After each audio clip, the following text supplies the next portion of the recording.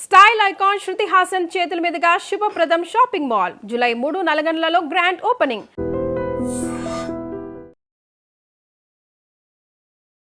నమస్కారం, welcome to I Dream. ధర్మ మార్గం విత్ విజిత కార్యక్రమానికి స్వాగతం.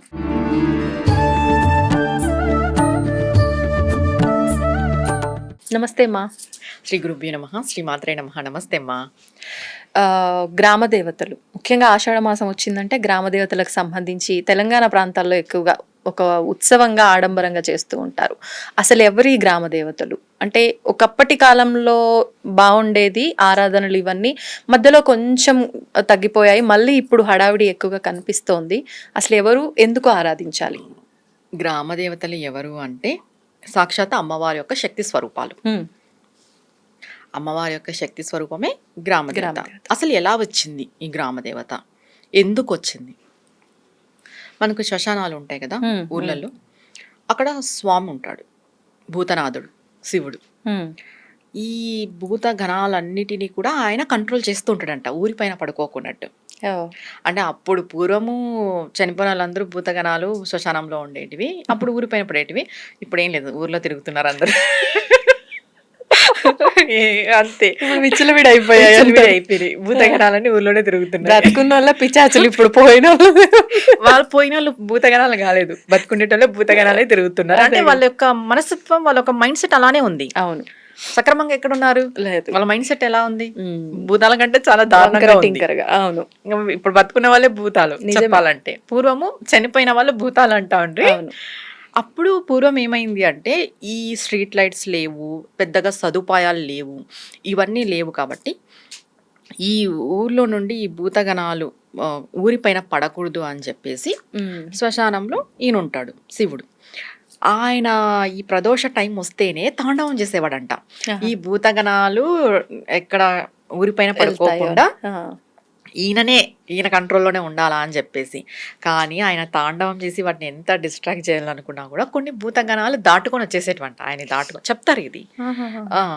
ఈ శ్మశానంలో ఉన్న భూత ప్రేత గ్రహ పిశాచాలు ఊరిలోకి రాకోకున్నట్టు వెలిసిన వారే ఈ గ్రామ దేవత. మనకి ఊరి బయట పొలిమేర అంటాం కదా, వీళ్ళు పొలిమేరల్లో ఉంటారు. గ్రామ దేవతలు పొలిమేరల్లో ఉంటారు. గ్రామానికి మధ్యలో శీతలాదేవి అనే దేవత ఉంటుందన్నమాట. అంటే బొడ్రాయ, గ్రామానికి మధ్యలో ఒక బొడ్రాయ ఉంటుంది, ఆవిడ శీతలాదేవి అంటారు. ఎందుకు అంటే ఈ గ్రహ పిచాచాలు ఒకవేళ ఆ గ్రామ దేవతను దాటుకుని వచ్చినా కూడా ఇక్కడ ఆగిపోవాల్సిందే. ఇక్కడ బొడ్రాయి దగ్గర ఆగిపోవాల్సిందే. అసలు ఏంటి ఈ మనం ఎప్పుడైతే ఈ గ్రామ దేవతలకి పూజ చేస్తూ వస్తామో ఆ గ్రామం సుభిక్షంగా ఉంటుంది. పూర్వం రాజులు కూడా యుద్ధాలకు వెళ్ళేటప్పుడు గ్రామ దేవతలకి శాంతింపజేసి పూజలు చేసి వెళ్ళేవాళ్ళు. వెళ్ళి వచ్చిన తర్వాత మళ్ళీ కూడా ఉత్సవాలు చేసేవాళ్ళు. ఎందుకు? మేము ఒక రాజ్యం పైన ఉద్యానికి వెళ్తున్నాం, మేము విజయంతో తిరిగి రావాలి అని చెప్పేసి. అంటే ఇక్కడ గ్రామ దేవతలు ఏం చేస్తున్నాయి? నీకు విజయాన్ని ఇస్తున్నాయి, మీ ఊరిని ప్రొటెక్ట్ చేస్తున్నాయి, అన్ని గ్రహ బాధల నుండి, పిశాచాల నుండి మిమ్మల్ని కాపాడబడుతున్నాయి. ఇంకొకటి, ప్రతి మనిషి కూడా పూర్వం ఏదైనా ఊరికి వెళ్ళేటప్పుడు, ఊరు దాటి వెళ్ళేటప్పుడు అక్కడ దండం పెట్టుకుని వెళ్ళేటోళ్ళు. ఇప్పుడు గ్రామ దేవతలు లేరు, గ్రామాలు అసలుకే లేవు, అన్ని సిటీలు అయిపోయినాయి. కానీ పెళ్లిళ్ళు అయినప్పుడు అత్తగారింటికి తీసుకెళ్లేటప్పుడు ఇద్దరు దంపతుల్ని తీసుకెళ్లి నమస్కారం ఇప్పటికీ ఉంది. అంటే గ్రామ దేవత గ్రామాల్లో, సిటీల్లో లేదు. అప్పుడు మొక్కుని వెళ్ళేవాళ్ళు అనమాట. అంటే ఎందుకు దండం పెట్టుకుని వెళ్ళేవాళ్ళు? మళ్ళీ నేను తిరిగి రావాలి. ఎప్పుడైతే గ్రామ దేవత యొక్క అనుగ్రహం ఉంటుందో నువ్వు మళ్ళీ తిరిగి ఆ గ్రామానికి వస్తావు. నీకు ఏ కీడు తలగదు, నీకు ఏ యాక్సిడెంట్ జరగదు, నువ్వు ఎక్కడ పోయి పడవు, నీకు ఏదో ఒక ఉపద్రవం వచ్చేది ఉంది, ఆవిడ కాపాడుతుంది. అందుకు పూర్వం ఈ గ్రామ దేవతలకి నమస్కారం పెట్టుకొని వెళ్ళేవాళ్ళు, మేము తిరిగి రావాలి అని చెప్పేసి. ఆ రక్ష వాళ్ళకు ఉండేది. ఇప్పుడు ఈ గ్రామ దేవతల్ని ఎలా ఆరాధన చేయాలి అని అంటే, మనకు అప్పుడు ప్రతిసారి మంగళవారము, శుక్రవారము ఇలా ఆరాధన చేస్తూ వచ్చేటోళ్ళు. ఇప్పుడు అంత టైం లేదు కాబట్టి, అంత బిజీ షెడ్యూల్ అయిపోయినాయి కాబట్టి మనం ఆషాఢం ఒక నెల కేటాయించేసినాం వాళ్ళని గుర్తు చేసుకోవడానికి, వాళ్ళకి కృతజ్ఞత చెప్పుకోవడానికి. మేము కూడా మిమ్మల్ని పూజిస్తున్నాము, గుర్తున్నావమ్మా అని నిజంగా చెప్పాలంటే ఇప్పుడు గుర్తు చేసుకుంటున్నాం అంతే. మనం ఆరాధన చెయ్యట్లేదు. ఇప్పుడు ఈ మసూచి గాని, ఈ అంటువ్యాధులు గాని, ఇవన్నీ అప్పుడు ఊర్లలో ఎక్కువ ఉండేటివి అనమాట. వీటిని రాకోకున్నట్టు గ్రామ దేవత కాపాడేది. గ్రామ దేవత అనంటే అందరు ఏమనుకుంటారు, అక్కడ ఉంటుంది అనుకుంటారు. అక్కడ ఉండదు ఆవిడ ఊరంతా తిరుగుతూ ఉంటుంది. ఊరని చెప్పేటోళ్ళు కొంతమంది, ఉపాసన ఉండేటోళ్ళు, అమ్మవారు తిరుగుతూ తిరుగుతుంది రాత్రిపూట, మనం వింటుంటాం రాత్రిపూట ఈ ఊర్లో అమ్మవారు తిరుగుతుంది అని. అది వాస్తవము. ఓకే. అప్పట్లో తిరిగే వాళ్ళ అమ్మవార్లు చూసిన వాళ్ళు కూడా చాలా మంది ఉన్నారు. గ్రామ దేవతల్ని ఆవిడ కనిపించేది కొంతమందికి, ఉపాసన పరులకి, అప్పట్లో పూజలు చేసి ఉపాసన ఉండేటోళ్ళకి లేదా పూర్వజన్మ సుకృతం ద్వారా కూడా ఆవిడ కనిపించేది అనమాట. ఈవిడ తిరుగుతూ ఉంటుంది. ఈవిడకి మనం ఏం చేస్తాము, ఒక సమయం అంటే ఇప్పుడు ఆషాఢం అనుకుందాం, ఈ ఆషాఢంలో ఈవిడకి కృతజ్ఞతా భావంతో ఆ రోజు వచ్చి ఆవిడ ఆడ కూర్చుంటుంది సంవత్సరానికి ఒక్కసారి టెంపుల్లో. అప్పుడు ఆవిడ వచ్చి కూర్చున్నప్పుడు మనం ఆవిడకి కృతజ్ఞతా భావంతో ఈ ఏంటివి బోనాలు సమర్పించడము, తర్వాత చలువ పెరుగన్నం సమర్పించడము, తర్వాత బెల్లమన్నం సమర్పించడము, ఇలాంటివన్నీ మనం చేస్తుంటాం. ఇప్పుడు గ్రామ దేవతలకి జంతు బలి, కళ్ళు సాక ఇవి కూడా చేస్తారు కదా. ఇప్పుడు జంతు బలి అనేది ఎవరి వాళ్ళ ప్రాంతం బట్టి వస్తుంది. ఇప్పుడు అమ్మవారు జంతు బలి కోరిందా అని అంటే పూర్వం ఇచ్చారు, ఇచ్చింది కాబట్టి మా గ్రామం బాగుంది అని వాళ్ళ ఒక నమ్మకము. ఇప్పుడు కొంతమంది ఏం ఫీల్ అవుతారంటే జంతు బలి తప్పు అని అంటాం. సరే, అమ్మవారికి జంతు బలి ఇవ్వడం తప్పు, మళ్ళీ ఎక్కడ జంతు బలి జరగకూడదు కదా. మళ్ళీ మటన్ మార్కెట్లలో దీనిలలో జంతు బలి జరగట్లేదు, మనం చంపడం లేదు.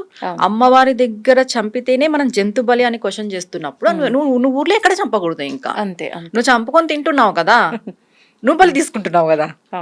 సాధారణ ప్రజలు ఇప్పుడు బలి తీసుకున్నట్టా లేదా? ఇప్పుడు మనమే కదా, ఇప్పుడు వీళ్ళంతా కదా చేస్తా ఉండేది, తప్పు కదా అది.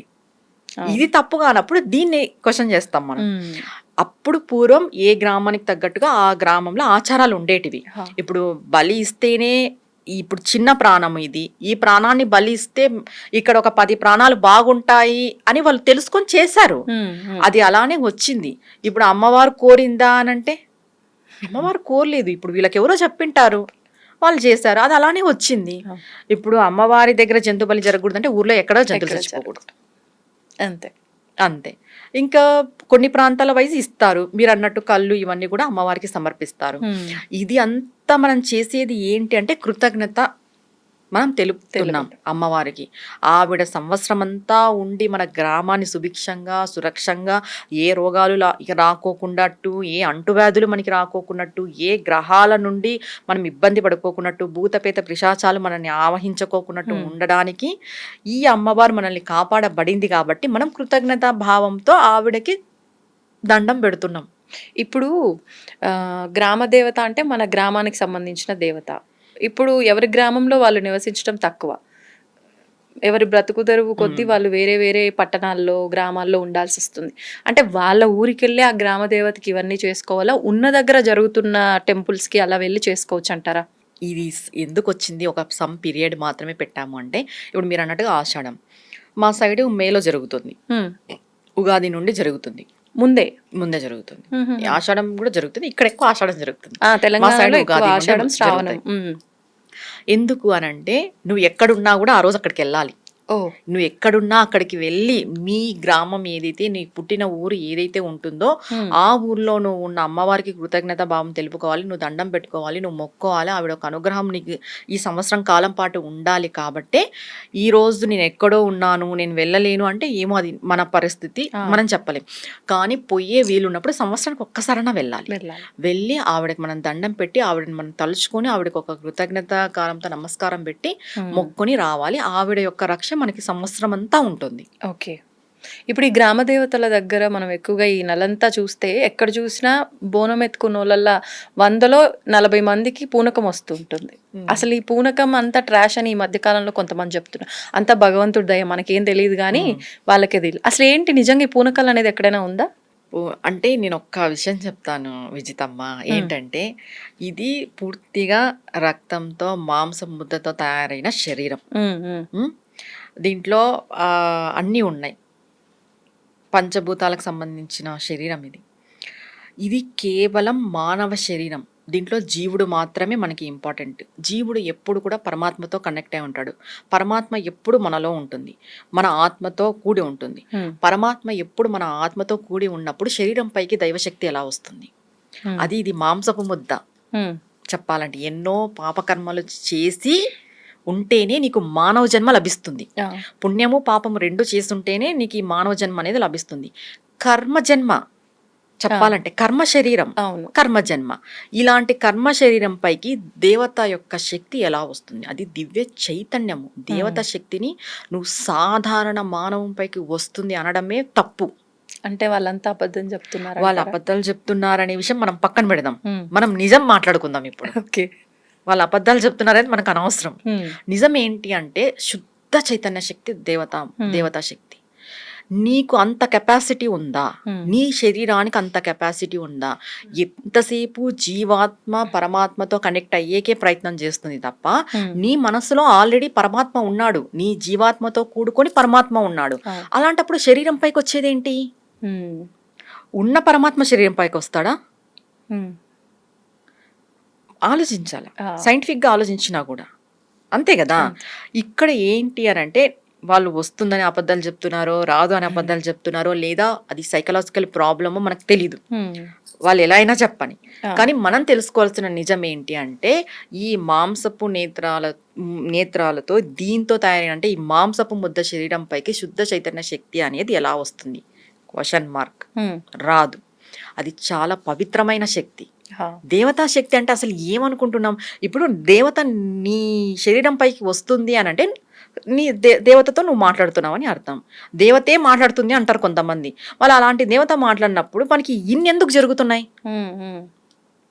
మాట్లాడడం అంటే గుర్తొచ్చింది. ఇప్పుడు ఆషాఢంలో ఇక్కడ బోనాలు జరుగుతాయి కదా, లాస్ట్లో అమ్మవారు వారి పైకి అంటే తరతరాలుగా ఒకే కుటుంబ సభ్యుల పైకి వస్తున్నారని రంగము అని చెప్పి పచ్చికుండపై ఎక్కటము. మరి అమ్మవారే పైన లేనప్పుడు నార్మల్ టైంలో మనం ఆ కుండపై నిలబడలేం. పచ్చికుండ పైన ఎందుకు నిలబడ్డారు అంటే అమ్మవారు నిజంగానే వచ్చింది, తర్వాత అసలు ఊరు ఎలా ఉండబోతోంది ఇవన్నీ చెప్తారు అని అంటే అది దివ్య దృష్టి. దివ్య దృష్టి వేరు, అమ్మవారు ఒంటిపైకి రావడం వేరు. ఇప్పుడు దివ్య దృష్టి అనేది సాధన పరంగా వస్తుంది. దివ్య దృష్టి అంటే ఏంటి? ఇప్పుడు రానున్న కాలంలో ఏం జరగబోతుందని మనం దివ్య దృష్టిలో చూసి సిక్స్త్ సెన్స్ అంటాం చెప్పాలంటే, దాన్ని చూసి మనం చెప్పగలుగుతాం.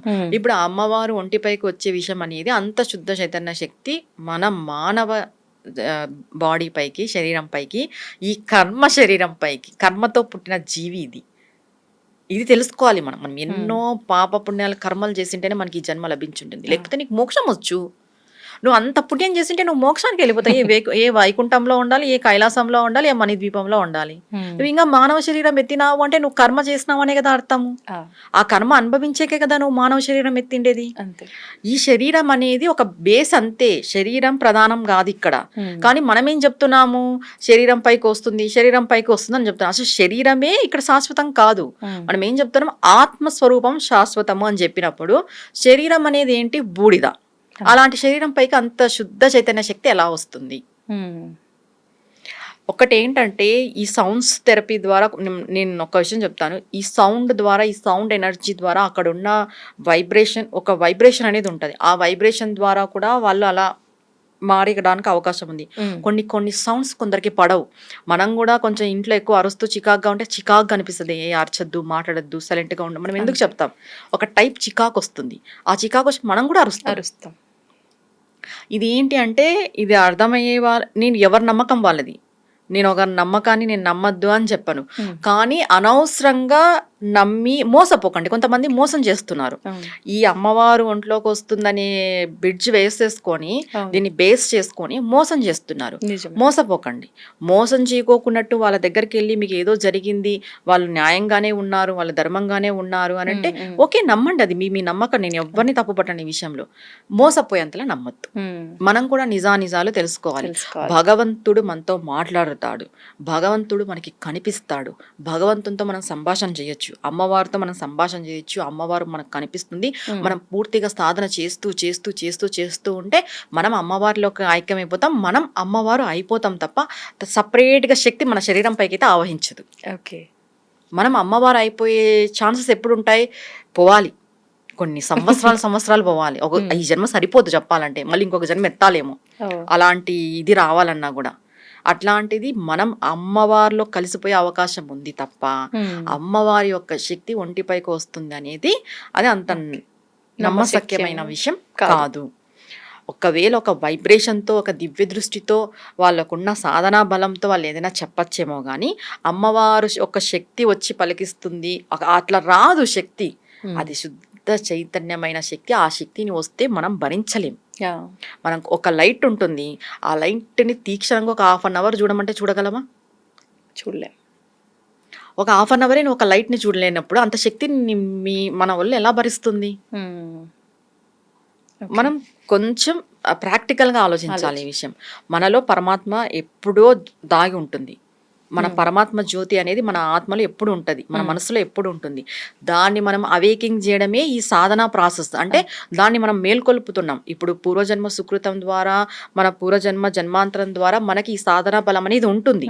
మనం ఏం చేస్తున్నాం ఈ జన్మలో, పోయిన జన్మలో ఎక్కడైతే సాధన ఆపేసామో ఈ జన్మలో ఆ సాధన మేల్కొల్పుతున్నాం.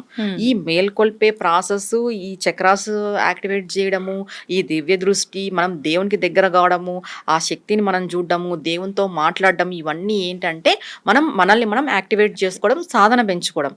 అంతే తప్ప శరీరానికి భగవంతుడికి సంబంధం లేదు. శరీరం కేవలం క్రతువులు చేస్తుంది, కానీ మనస్సే ఇంపార్టెంట్. మనస్సు భగవంతుడు ఎప్పుడు దగ్గరగానే ఉంటారు. సపరేట్గా భగవంతుడు రావాల్సిన అవసరం లేదు మన శరీరంలోకి. ఆల్రెడీ మన మనసులో భగవంతుడు ఉంటాడు. శరీరానికి భగవంతునికి సంబంధం లేనే లేదు. మన మనస్సుకి భగవంతునికి మాత్రమే సంబంధం ఉంది. ఏది చేసినా మనస్సుతో చేయండి అని ఎందుకు అంటారు? ఒక స్టేజ్ అయిపోయిన తర్వాత మనం ఏం చెప్తాము? కృష్ణారామ అనుకో అని చెప్తాం. ఎందుకంటాం? ఆ టైంలో మనం ఏం చేయలేం. ఈ శరీరం అనేది ఏంటి? మనల్ని డిసిప్లిన్ చేసుకొని కొన్ని క్రతువులు మనం చేస్తూ లాస్ట్కి చివరికి ఏంటి? శూన్యం. అక్కడ చెప్పాలంటే నీకు శుద్ధ చైతన్యం అంటే శూన్యం. అక్కడ భగవంతుడు కూడా ఉండడు. మన ధ్యాస నిలబడడానికి, మన ధ్యానం నిలబడడానికి ఇప్పుడు శంకు చక్ర గదా హస్తాలతో విష్ణుమూర్తిని మనం చూస్తున్నాము. అమ్మవారిని ఇది చెరుకు విల్లు పాశాలతో మనం చూస్తున్నాము. ఎందుకు? మన ధ్యానం నిలబడాలి. అమ్మవారు ఇలా ఉంటుంది, అమ్మవారు ఎర్రటి రంగు చీర కట్టుకుని ఉంటుంది, అమ్మవారి యొక్క చెవులు సూర్యచంద్రులు, అమ్మవారి యొక్క స్తనాలు సూర్యచంద్రులు, అమ్మవారి యొక్క నడుము చిన్నగా ఉంటుంది, ఆవిడ నడుముకి వడ్డానానికి గంటలు ఉంటాయి, ఆవిడ పాదాలు ఎర్రగా ఉంటాయి, గోళ్ళు తెల్లగా ఉంటాయి. ఇదంతా ఏంటి? మన ధ్యానం నిలబడడం కోసం. మనం కళ్ళు మూస్తే మనకి ఎటువంటి ఆలోచనలు లేకోకున్నట్టు ఉండాలి. కాబట్టి మనం ఇలా అమ్మవారిని ధ్యానిస్తూ ఉన్నాం నిలబడడం కోసం. నువ్వు ఇలా ధ్యానించి పోయిన తర్వాత లాస్ట్కి ఏం మిగులుతుంది? శూన్యం. ఏం మిగలదు. ఆ శూన్యంలోకి వెళ్ళడమే అసలైన సాధన. పరమాత్మ ఎప్పుడు మనలోనే ఉంటాడు, మన ఆత్మకి కనెక్ట్ అయి ఉంటాడు. ఇంకా మళ్ళీ వేరే శక్తి మన ఒంటిపైకి ఆవహించేది అనేది అయితే అదేం లేదు నా వరకు. ఇది నా అభిప్రాయం మాత్రమే. ఒకరిని కించపరచాలని కాదు, ఒకరి నమ్మకాలని తిప్పి కొట్టడానికో లేదా వాళ్ళని ఇది చేయడానికో కాదు. ఎవరెవరి నమ్మకం వాళ్ళది. కానీ గుడ్డిగా నమ్మి మోసపోకండి. ఎవరిని పడితే వాళ్ళని నమ్మి మోసపోకండి. అలర్ట్ గా ఉండండి. ధన్యవాదాలు. నమస్తే అమ్మా. And for more videos, Please subscribe to iDream channel. Subscribe to iDream Media. Please subscribe to iDream. Please subscribe to iDream. Please subscribe iDream. And please subscribe to iDream. For more videos, subscribe to iDream. please like, share and subscribe to the channel. Congratulations, iDream. Subscribe to iDream. Subscribe to iDream. So subscribe to iDream Media. iDream ki iDream team andarki huge congratulations. Please subscribe iDream Media. Please subscribe to iDream. Subscribe iDream. Please subscribe to iDream. iDream అంటే నా కళల ఛానల్ను subscribe చేసుకున్న నోరు తిరుగుతలేదు. మీరైతే గంట గుర్తు కొట్టండి. For more such videos, please subscribe to iDream. Subscribe to iDream. Please subscribe to iDream. Please subscribe iDream Media. Please do subscribe to iDream. Please subscribe to iDream Media. For best entertainment and information, please subscribe iDream. And don't forget to subscribe to iDream.